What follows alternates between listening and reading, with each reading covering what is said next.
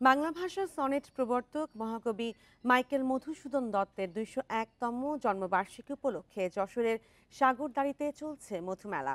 হাজারো দর্শনার্থীর সমাগমে মুখরিত হয়ে উঠেছে সপ্তাহব্যাপী আয়োজন। আশেপাশের বিভিন্ন স্থান থেকে আসছেন নানা বয়সের মানুষ। কুটির শিল্প ও গ্রামীণ পণ্যের পসরা দিয়ে সাজানো হয়েছে ৩ শতাধিক স্টল।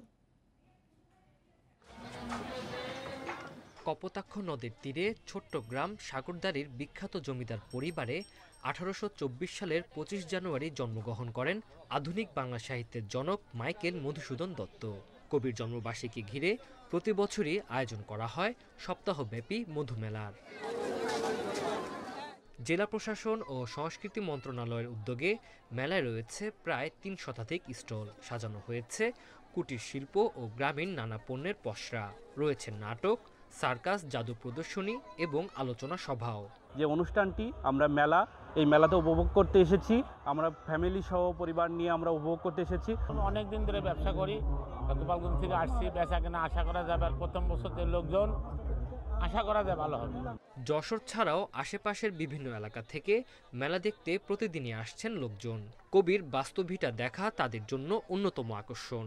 জিনিসপত্র কিনছি, খেলনা কিনছি, বাবুদের খাওয়া দাওয়া করছি, খুব ভালো লাগছে মেলায় এসে। চারিদিকের যে মেলা একটা রব, মনটা আসলে প্রফুল্ল, অনেক সুন্দর, আমার অনেক ভালো লাগছে।